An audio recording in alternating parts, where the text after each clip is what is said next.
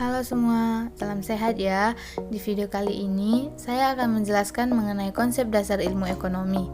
Namun, sebelum saya menjelaskan mengenai konsep dasar ilmu ekonomi, terlebih dahulu sebaiknya saya memperkenalkan diri.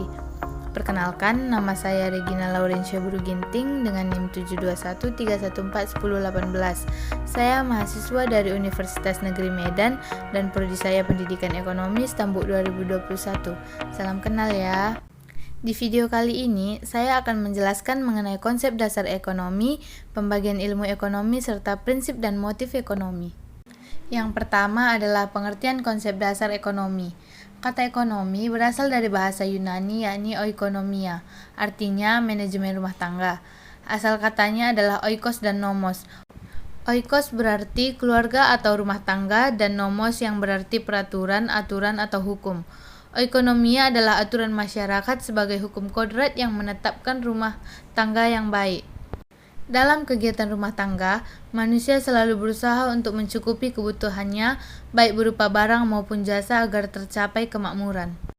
Ekonomi berkaitan dengan bagaimana rumah tangga menggunakan dana terbatas dengan hati-hati. Ketika manajemen rumah tangga diterapkan dalam pengelolaan ekonomi, muncullah ekonomi. Pemikiran Yunani tentang ekonomi ini dikembangkan para ahli untuk mendefinisikan ilmu ekonomi, antara lain berikut ini. Pendapat para ahli yang pertama yaitu menurut Adam Smith yang mengatakan bahwa ekonomi ialah penyelidikan tentang keadaan dan sebab adanya kekayaan negara. Selanjutnya yaitu menurut N. Gregory Mankiw yang menyatakan bahwa ilmu ekonomi adalah studi tentang cara masyarakat mengelola sumber-sumber daya yang langka. Dan yang terakhir adalah menurut J. Bisey mengatakan bahwa ekonomi sebagai suatu kajian tentang peraturan yang bisa menentukan kekayaan. Nah, itulah pengertian konsep dasar ekonomi dan beberapa menurut para ahli. Sekarang kita sampai pada bagian inti masalah ekonomi. Inti masalah ekonomi adalah kelangkaan dan menentukan pilihan. Kelangkaan adalah kondisi di mana manusia memiliki sumber daya ekonomi yang terbatas untuk memenuhi kebutuhan yang tak terbatas. Terdapat dua hal yang perlu diperhatikan di sini. Yang pertama adalah sumber daya ekonomi bersifat terbatas, dan yang kedua adalah pemenuhan kebutuhan memerlukan sumber daya ekonomi yang tidak terbatas. Kelangkaan dapat disebabkan oleh beberapa hal, antara lain adalah sebagai berikut. Yang pertama adalah keterbatasan benda pemenuhan kebutuhan di alam. Tidak semua sumber daya alam yang dimanfaatkan untuk memenuhi kebutuhan manusia dapat segera diperbaharui, sehingga lama-kelamaan jumlahnya menjadi sangat terbatas.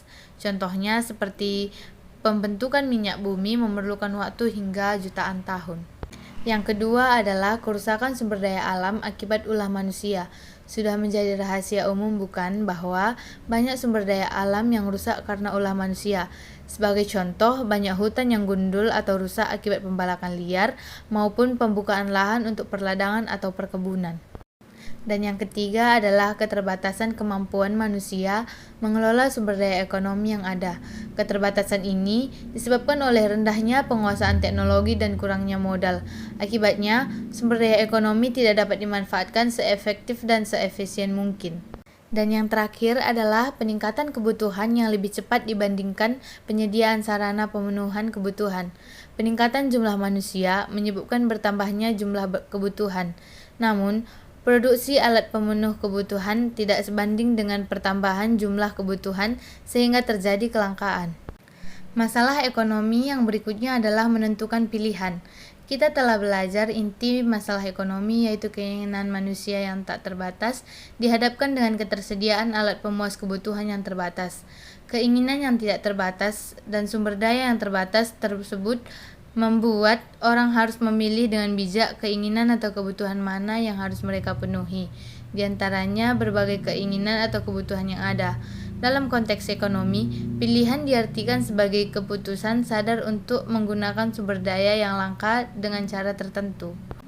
Dalam menentukan pilihan, ada beberapa hal yang perlu kita lakukan. Di antaranya adalah sebagai berikut. Yang pertama adalah analisis biaya peluang. Biaya peluang adalah nilai barang atau jasa yang dikorbankan karena memiliki alternatif tindakan. Dan yang kedua adalah analisis biaya manfaat. Analisis biaya manfaat adalah suatu teknik yang digunakan untuk membandingkan berbagai biaya dengan manfaat yang diharapkan. Yang ketiga adalah mengidentifikasi faktor pendorong kegiatan ekonomi. Dalam menentukan pilihan, kita hendaknya mempertimbangkan apakah motifnya berasal dari dalam diri atau luar diri, seperti pengaruh lingkungan atau iklan. Yang keempat adalah menyadari trade-off. Trade-off adalah situasi ketika seseorang harus membuat keputusan untuk memilih suatu hal dengan mengorbankan hal lain dengan alasan ekonomis. Dan yang terakhir adalah berpegang pada prinsip ekonomi. Prinsip ekonomi adalah prinsip tindakan dengan pengorbanan tertentu untuk mendapatkan hasil sebesar-besarnya, atau tindakan dengan pengorbanan sekecil-kecilnya untuk mendapatkan hasil tertentu. Materi kita yang kedua yaitu pembagian ilmu ekonomi. Ilmu ekonomi termasuk bagian dari ilmu pengetahuan sosial, sehingga ruang lingkup dalam pembagian dalam ilmu ekonomi dapat kita bahas menurut masalah yang dipelajari dan menurut kegiatannya. Ilmu ekonomi terbagi menjadi 3, yaitu yang pertama, ekonomi deskriptif. Ekonomi deskriptif adalah pengumpulan informasi-informasi faktual mengenai masalah ekonomi.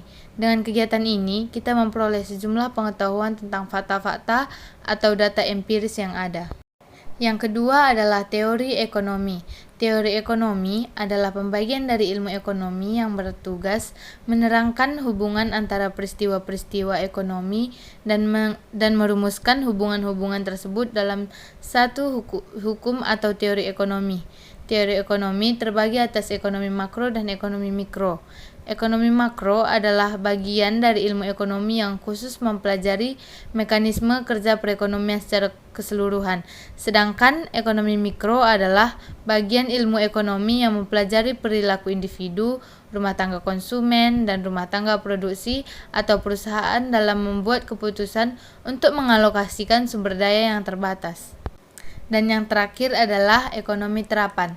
Ekonomi terapan merupakan cabang ilmu ekonomi yang menggunakan hasil kajian teori ekonomi untuk menjelaskan fakta-fakta yang dikumpulkan ekonomi deskriptif sebagai solusi bagi masalah-masalah praktis.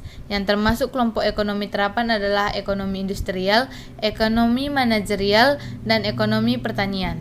Nah, dalam pembagian ilmu ekonomi tersebut, terdapat juga 8 cabang ilmu ekonomi, yaitu antara lain sebagai berikut. Yang pertama adalah ilmu ekonomi moneter. Ilmu ekonomi moneter adalah cabang ilmu ekonomi yang membahas tentang uang, perbankan, dan lembaga keuangan lainnya. Dan yang kedua adalah ilmu ekonomi publik. Ilmu ekonomi publik adalah cabang ilmu ekonomi yang membahas tentang kebijakan pemerintah dan perekonomian. Yang ketiga, ilmu ekonomi industri, yaitu cabang ilmu ekonomi yang memfokuskan pembahasan pada interaksi berbagai perusahaan di dalam suatu industri. Yang keempat, ilmu ekonomi internasional. Cabang ilmu ekonomi yang membahas tentang kegiatan perekonomian antar bangsa atau antar negara. Kegiatan perekonomian tersebut dapat berupa transaksi perdagangan antar negara, aliran investasi antar negara, dan neraca pembayaran. Dan yang kelima adalah ilmu ekonomi regional. Ilmu ekonomi regional adalah cabang ilmu ekonomi yang sikap spiritual antara lain membahas tentang interaksi ekonomi antar wilayah dan proses perkembangan suatu wilayah. Yang keenam adalah ilmu ekonomi sumber daya alam. Adalah cabang ilmu ekonomi yang membahas masalah dan alokasi sumber daya alam yang optimum menurut ekonomi. Pokok bahasan pada ilmu ekonomi ini antaranya adalah eksternalitas positif dan negatif. Yang ketujuh adalah ilmu ekonomi sumber daya manusia, adalah cabang ilmu ekonomi yang membahas faktor produksi tenaga kerja. Pembahasan pada cabang ini antara lain adalah masalah pengangguran, upah minimum, dan tingkat pendidikan calon tenaga kerja. Dan yang terakhir adalah ilmu ekonomi syariah. Ilmu ekonomi syariah bertujuan untuk menerapkan ekonomi Islam.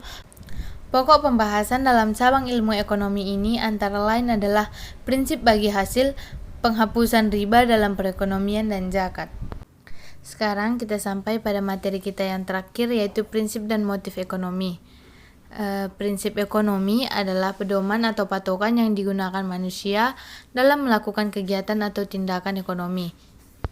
Pedoman tersebut berupa kalimat istimewa, yaitu dengan pengorbanan yang sekecil-kecilnya untuk memperoleh hasil yang tertentu atau dengan pengorbanan yang tertentu untuk memperoleh hasil yang sebesar-besarnya. Terdapat beberapa ciri-ciri prinsip ekonomi, yaitu sebagai berikut. Yang pertama, bersikap hemat, dan yang kedua, menentukan skala prioritas, yang ketiga, bertindak secara rasional dan ekonomis, dan yang keempat, bertindak dengan prinsip cost and benefit. Baiklah, sekarang kita sampai pada motif ekonomi. Dalam ekonomi, dorongan yang berasal dari dalam diri yang mampu membuat orang melakukan kegiatan ekonomi disebut dengan motif ekonomi. Motif ekonomi itu dapat kita bagi atas 3 bagian, yaitu motif kegiatan produksi, motif kegiatan konsumsi, dan motif kegiatan distribusi.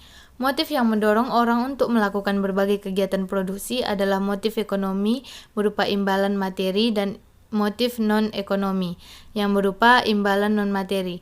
Contoh motif ekonomi, orang yang bekerja di sebuah perusahaan dan setiap bulan mendapatkan gaji. Contoh motif non-ekonomi, seorang pekerja sosial yang bekerja untuk sebuah panti asuhan. Dan demikianlah materi dari konsep dasar ekonomi yang bisa saya paparkan. Semoga dengan adanya video ini dapat menambah wawasan serta pengetahuan kita. Sekian dan terima kasih.